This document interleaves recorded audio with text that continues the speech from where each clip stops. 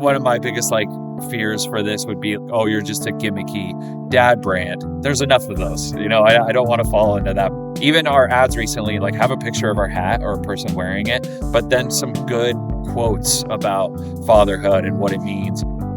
This summer, we saw Giannis Antetokounmpo wearing our hat on iShowSpeed's stream. He was in Greece, and then Giannis shows up in a Dad Gang hat, and we have no idea how he got it. Organic content is still the kind of indicator and the lifeblood of your overall strategy. Depending on what you post on Instagram or TikTok, you'll get real reads of how people react to that content. There's too much stress around posting the perfect thing. I would just rather post anything.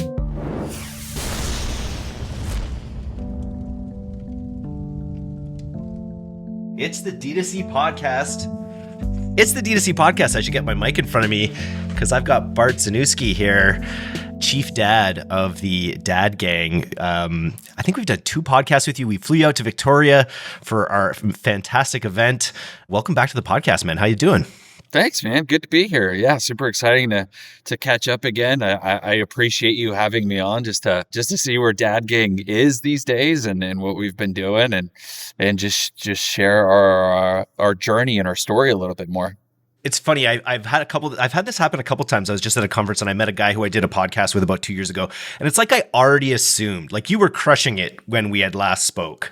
And it's you had all the fundamentals in place. It feels I like to say it feels like you're doing this thing on easy mode somehow, where it's you're not overcomplicating it. You're getting it out there and doing really well. But I think your growth has definitely caught up to where I assumed you were back then. Talk to me a little bit about how much you've grown. I think our last podcast was from an Instagram post to 100,000 hats sold. So how do you quantify how much you've grown in the last little while? Yeah, it's kind of funny you say, easy mode and all this stuff. And I honestly feel like that sometimes too. Not to say that building a company is easy, but EJ, Grant, and I have been doing this for, I don't know, we say a combined of 36 years between all of our experiences. And when we finally decided to do something together, that was a combination of all those years working for other brands and working at different roles. And then, finally taking all that experience and timing and opportunity and luck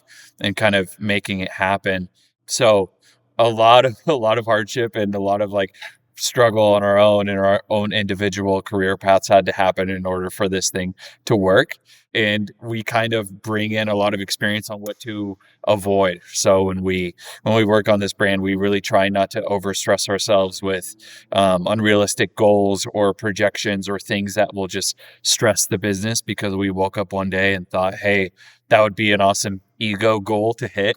So we kind of stay away from bringing stressors onto the brand, bringing too much overhead, over hiring or anything like that. So I think that's where it's true that it is on easy mode, is because we've kept all of that kind of stress away. But, there's also the hardships of growing a brand and making it bigger. But yeah, I mean, since we last talked, you said we were at 100,000 hats or so. And now we're at a little bit past year 3 full years of running the brand. And we're either there or approaching 700,000 hats sold. Oh my God. Yeah, since that beginning of 100 hats in that tiny garage. So it's still when I say that out loud, I almost feel like I'm talking to somebody else and asking them, because it's not. Yeah, I don't really believe it that much, and we are very fortunate and lucky to be able to be growing this thing for a deeper meaning of celebrating fatherhood and making great hats. So, yeah, that's where we are now. But it's still just the 3 of us. We don't have any employees. That's wild. Still basic, the most basic Shopify theme for free that you get immediately when you sign up for a Shopify account. It's that default theme. Still shooting everything on iPhone outside of some of our athlete collaborations. We bring in, a couple DSLRs for those and some microphones, but we still don't have the need or the want for some massive production, over hiring big studios and that kind of stuff. I'm currently actually at a free office for True Golf Shoes. Our buddy Jason owns True Golf Shoes. If you ever want to talk to him, great guy. Yeah, do. Yeah, every once in a while he's like, hey, if you guys ever want to use the office, get out of your home environment than come here. So today we're doing a day at the office, but yeah, just still simple. This office is free to us. It's not like we're buying a bunch of property or anything. I think one of the reasons I mentioned easy mode was because I'm in this Slack channel with you, and I think you were just talking about a recent promotion that you ran, where it's like you still are also just like from your thoughts to your email list in like an hour's time sometime. I think you came up with the idea of any hat for $20 for a 24-hour period. And people in the group were asking you like, oh, how much did you preempt your list? Or did you do that? And you're like, nope, I just said that's what it is. And then we did it, and then it was done and it crushed. Is it like, or how much planning out are you doing with your, I guess you've got so many different SKUs at this point, so many different promotions. Are you kind of gripping and ripping them at the moment? Because I remember like Brandon Horoho, and when we did our event in Victoria, had his promotion calendar built out for like 2 years in advance. How much planning goes into that side of things?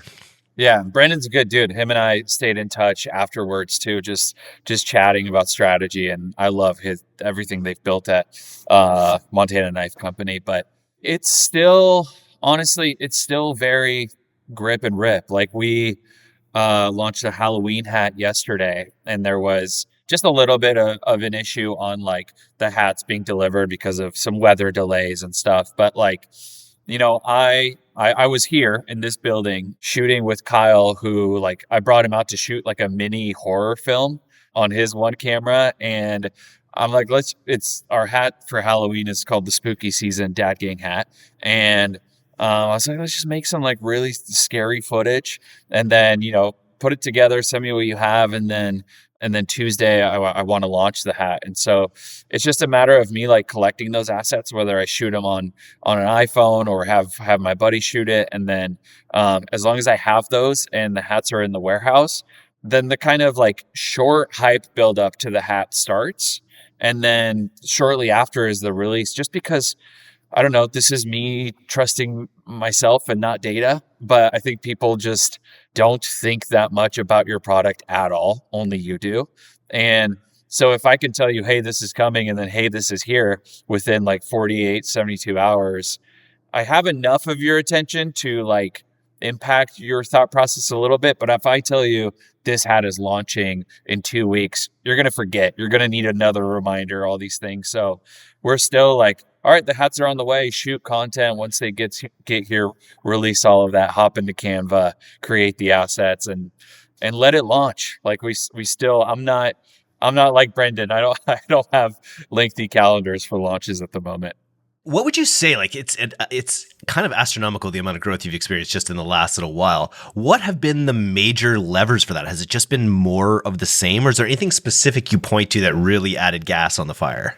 I think the community that we've built with Dad Gang and the private Facebook group, and just how much our customers are engaged. And I don't even like labeling them as just customers isn't fair. Like these people really help us think of new hats, develop new hats, give us real-time feedback and tell us what they want. So when we have, designed by dads on the hat, we don't just put that there because it's a good little tagline. Like truly everything here has been designed by either myself, EJ, or Grant. And then at the same time, loyal customers that give feedback, that tell us what to make and even give us like sample iteration feedback so we can go back to the drawing boards and make stuff.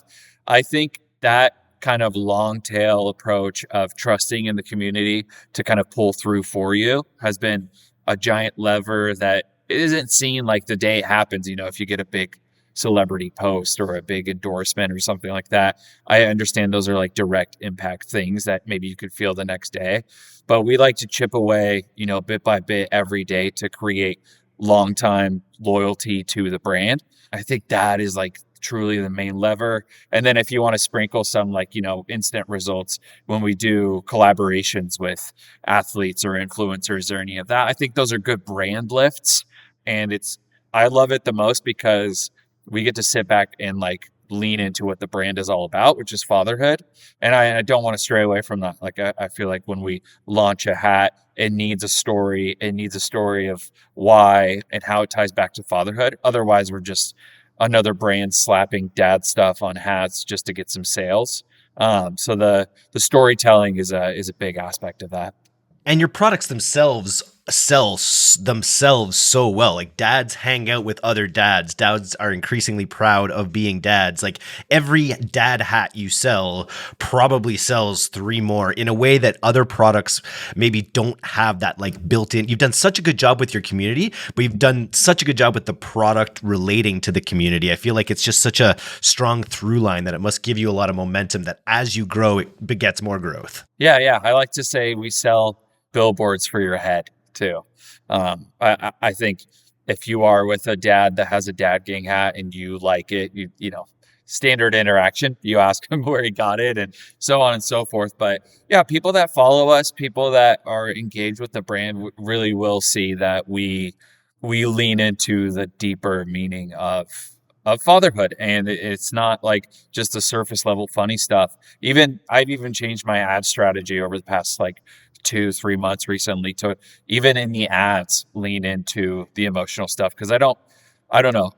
One of my biggest like fears for this would be like, oh, you're just a gimmicky dad brand. And there's enough of those, you know, I don't want to fall into that bucket. So even our ads recently, like have a picture of our hat or a person wearing it, but then some good quotes about fatherhood and what it means, you know, living a legacy your children will want to be a part of, those kind of things.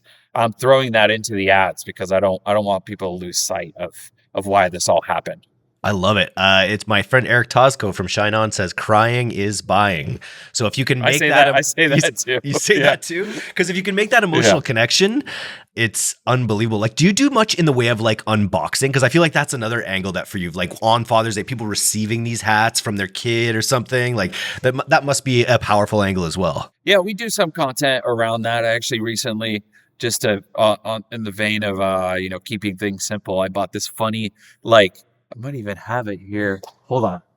But it's my backpack's just down there, but it's a neck rig that you like put around your neck and it has a magnet right here and you just place your phone and it allows you to do like all hands-free kind of filming. So I've done some unboxing with that. We have some beanies coming out for the holidays, and we're actually, believe it or not, for the first time doing a box that isn't a standard just shipper box, something fun for the holidays. And I did a video yesterday of that. So yeah, that experience is really cool because hats need to be, in a nerdy hat talk, but they need to be packaged in a certain way and dimension to not get crushed while they're being shipped. So it's one of those products, one of the only products that you open up on the apparel side that comes in, you know, the perfect display already. Whereas, you know, if you buy a sweatshirt or a t-shirt, it's vacuum sealed and kind of bagged up. So our unboxing actually looks good. So we do try and get it like an Apple product. Just like little dry ice coming out the sides when you open it up. Not that great, but it's a $35 hat. But still, yeah, something special when you open it at least. When it comes to either product lines, specific products, because I know you've launched runners hats. I think you've gone into other kinds of apparel and things like that. What's been the most successful extension of your original product line? Yeah, I think so. We still consider ourselves at the core a headwear brand, and then any apparel that comes out, like a sweatshirt or a t-shirt, tank top, that kind of stuff, is just a little kind of, I just call them like extra credit product or a bonus product that lives on the site in much smaller quantities. And if you are, you know, a diehard of Dad Gang and you want to rep it a little further with a t-shirt or a sweatshirt, then that's what that's there for. But our apparel extensions do really well when it's tough to break through in t-shirt graphics, just like, you know, especially with like ChatGPT and all these AI design things and Pinterest and all this inspiration around, like a lot of people are making the same graphics. And that's not like a knock on anything, but a lot of the like vintage-esque type stuff ends up looking very similar in the long run, and band t-shirts, that kind of stuff. So if we bake in like deeper fatherhood meaning, that's when apparel does really well. So just recently did a t-shirt called the Dad Gang World Tour, and on the front it's like just a little patch that says Dad Gang World Tour, and on the back is like a tour t-shirt that you get at a rock show or something.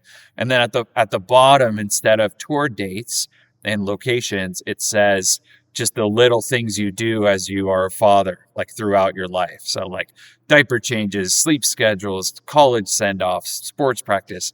And that's the kind of stuff that's like, okay, like, yes, I want to represent that because it holds it down for everything that dads go through.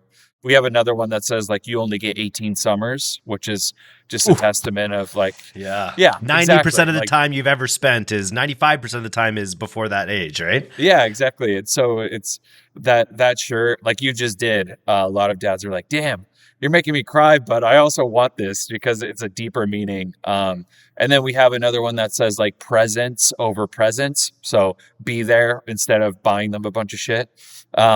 So that's where our products that just have like dad gang on them do okay. But the ones that the apparel stuff that has like a hidden deeper meaning type stuff is what really does it for us. That world tour t-shirt did so well.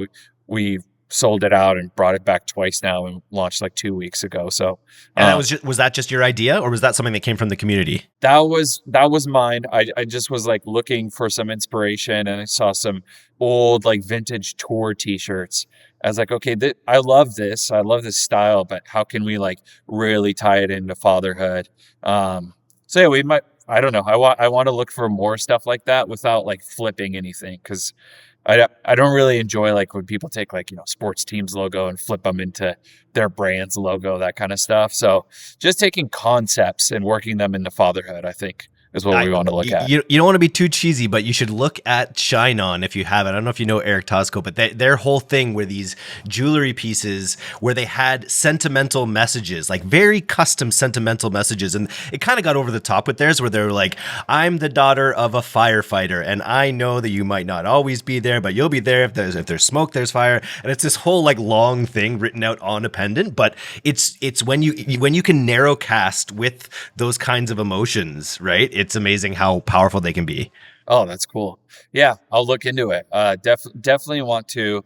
Yeah, a lot of this stuff just like comes to us as we are fortunate enough to also just be like living as our customers. I know that won't always be the case, but I have a 2 and a 4-year-old. Like I'm always going through it, raising little kids. Grant has a 9-year-old and a 6-month-old, I believe, at this point. So he's seen it all to age 9, and now he has a newborn. And then EJ's got 10 and 6. So we're like in it, and we experience things on a daily basis that we're like, I bet you other dads are going through this, and so let's turn it into a product or a story. To keep the business going, you might all need to have a third, just so you're constantly in the shit forever. Gosh. Yeah. Hot topic lately. A hot topic, that's for sure. We'll leave that off this podcast. The one thing I notice again and again, I'm a big sports fan, and I just see again and again more athletes just natively and organically. Talk a little bit about maybe how that part of the business has grown both organically and how you've been able to spin those organic engagements into like actual creator influencer type stuff. Yeah, I think lately it's just been once again like baseball, football, basketball seasons start back up, and we get those tunnel photos of athletes wearing our hats, and like honestly at times we'll miss them and it sucks because we'll read a DM request from like 3 months ago and they'd be like, oh, this guy on the 49ers wore your hat. Like, damn, we missed that one. But we, just being self-aware, we realize that we're very popular amongst new dads. So when an athlete is about to like have their first child or become a dad or, has babies at the house, like it's just, that's the hat to wear. And I think, a lot of dads with kids that are older still wear hats, but it's in that moment where you're just being, you're just so enamored with becoming a father. It's cool to throw on a dad gang hat. So we see a lot of that around athletes. And then this summer we saw Giannis Antetokounmpo wearing our hat on iShowSpeed's stream, which, he's like top 5 streamers in the world. And he was in Greece. And then Giannis shows up in a dad gang hat and we have no idea how he got it, why is he's wearing it in Greece. But turns out we did some trail digging and found out that his wife bought him a few dad gang hats. And so, but yeah, for him to wear that on stream and get tagged a bunch and have no idea how it happened is so cool, because I'd rather have it that way than some forced like product placement working with an agency to get our product on a model or an athlete. So that's been happening. And then, yeah, recently we did a collab hat, which is close to sold out now, but with Juwan Johnson. He's on the New Orleans Saints tight end. And he was another guy that his wife had bought him some hats. He was wearing them all the time. We'd see all these NFL and Saints photos of him wearing our hat. And to the point where it gets where you're like, hey, uh, we'd love to do something here. Because yeah, it just gets to a point where you're like, come on, dude, we have to like work together. We obviously both represent fatherhood, and you like our product, so let's make it happen. And yeah, similar story to like Mookie Betts or any of the athletes we've worked with is we try not to force any kind of collaboration or partnership. Just people that are already using wearing your product, I think is the best approach, because that way you're not forcing a new relationship, and you're not paying people to like you.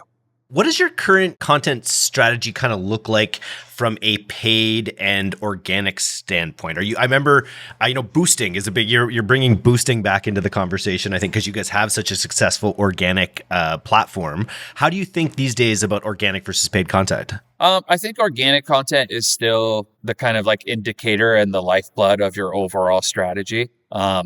Depending on what you post on Instagram or TikTok, you'll get real reads of how people react to that content. If you post something organically and it gets a ton of comments and engagement and shares and now reposts, the new feature on Instagram, that's just a good indication that that post might do well across paid, because then you are paying to amplify that content to get in front of more eyeballs and hopefully in turn get a lot more reactions. But it's still like, it has not changed much, honestly. When it comes to paid and the assets I put there, I still take some of our best organic content and throw copy on it, make it a little more direct. If I have a cool video that I posted on Reels, and it did well organically, then maybe I'll throw, some copy over that and be a little more like understanding that you might be a first time viewer of a Dad Gang ad. But it's still fairly simple, still shooting everything with my iPhone. I was just here laying on the floor earlier because there's some good lighting, getting pictures of hats, and just understanding that, like you said, the hat does kind of do its own selling by saying Dad Gang on it. So how do we amplify that with quotes or testimonials, that kind of stuff? And then organic, I don't jump into the paid, dashboard every single day to like change a bunch of things because I'm in fear of something not performing for a day. I think that's a weird way of looking at things. I give it some time to show life on Meta. But with organic, I'm just posting something every day. If I got a good photo or a video, put it up and continue on with your day. I think there's too much stress around posting the perfect thing, or I would just rather post anything. So yeah, that's kind of the flow. I get a little anxious when I haven't put up a post for the day. That's my only time I'm like, oh shit, it's 7:00. Like I haven't posted anything yet. Get something up. So I try to go like 2 or 3 or 4 just to get that out of the way. But yeah, I think organic's super important. And then reposting organic stories. Like our stories on Instagram are always on. There's never like a day where there's not a reshared story if someone tags us. And then when it just comes to I think you talked about it a little bit in both the Halloween launch and this offer that you had, the $20 hat offer. What's your sort of approach and anatomy to a successful launch? How are you sequencing your various touch points for maximum effect? I think sellout rates are obviously like a really good read of a successful launch. So, if we launch 2,500 hats or 3,000 hats and they sell out within like 3 days, that's a really good launch for us. We've had some sell out day up. That's a great launch for us. So really watching the numbers on how much stuff is selling. And then also just paying attention to overall engagement around that launch. Like if I just announce a hat, here it is, it's green and it's got a white Dad Gang logo on it, and I don't add like enough story or meaning behind it, the engagement around that is usually pretty weak, which leads to sales being not as strong. So it's just a matter of like looking at just obviously the easy metric is looking at numbers and how fast a hat sells and how long it sits too. If a hat sits too long, then let's not bring that one back. But at the same time, like how much are people engaging with this content will help me gauge whether we told a good story or good enough story or not. So yeah, once again, so simple with reading if something did well. Can you give me just an example around creating a story around a product to launch? Is it as simple as for this Halloween hat, you're talking about like the dad's role of taking their kid out trick-or-treating and you sort of tell a story about that nostalgia? Walk me through the process of creating a story around a launch. I think those ones are gimmies. Like if you're doing a holiday one, that's pretty damn easy to make up a story. For us, we look at the concept of like, okay, Halloween's coming up, trick or treat. Dads, what are dads doing?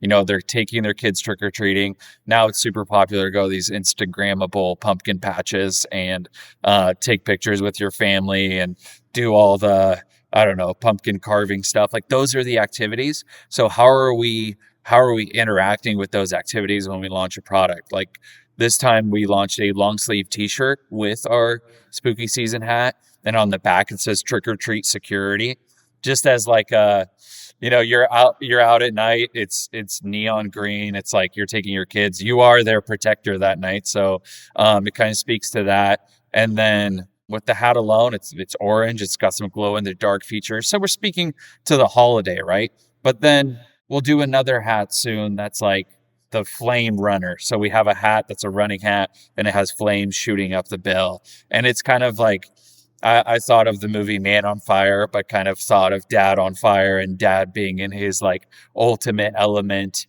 and also just being fast. If you're running in a hat like that and it's on fire, it might inspire you to kind of be like, in your premium self out there.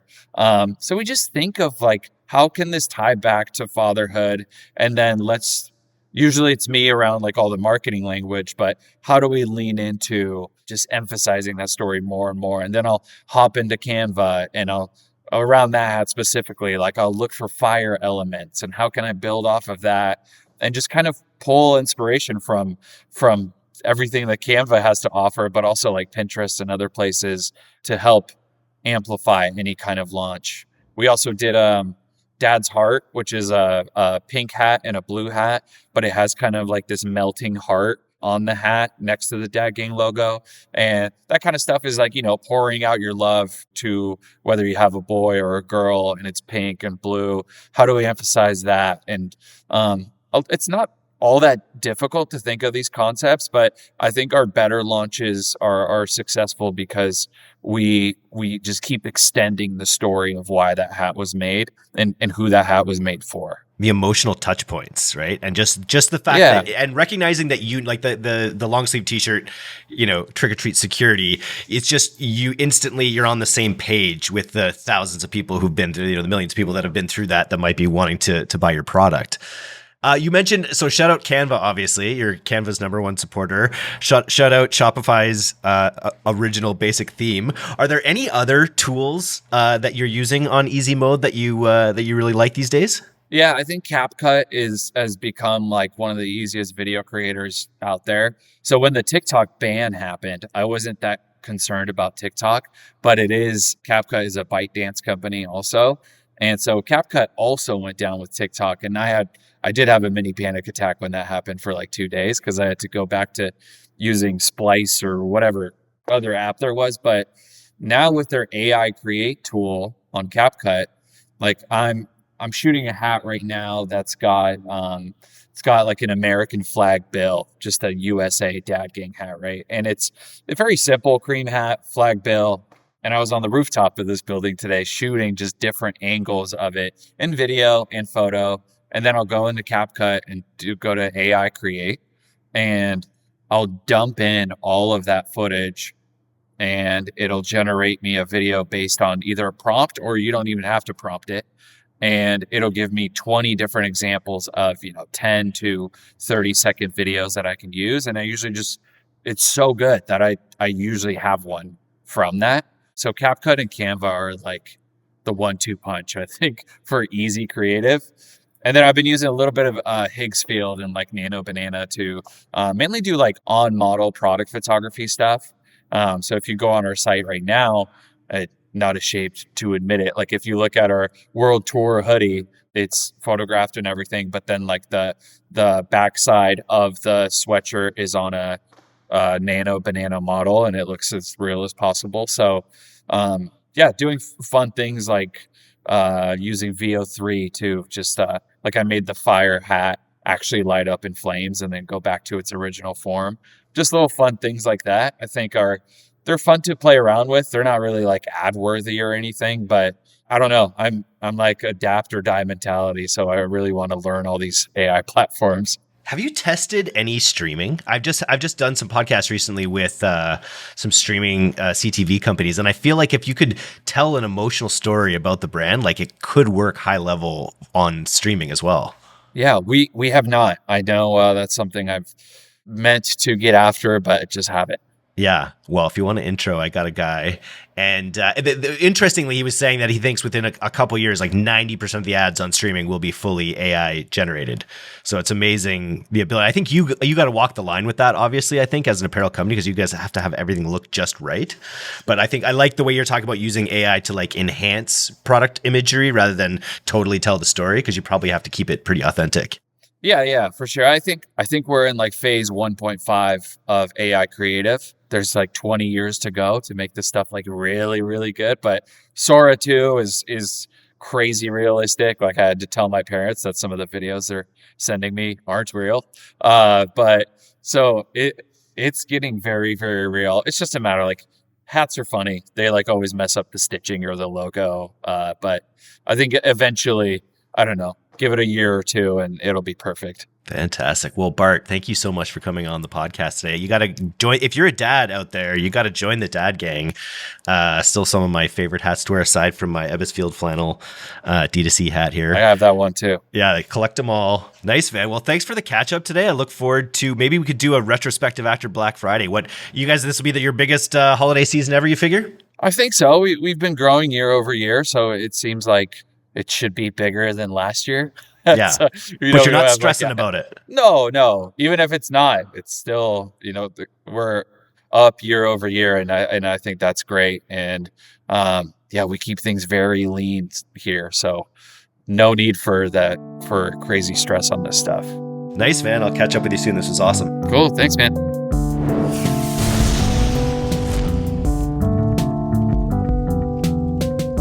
Thanks so much for listening to today's episode. If you're not a subscriber to our newsletter, you can do that right now at directtoconsumer.co. I'm Eric Dick, and this has been the D2C Podcast. We'll see you next time.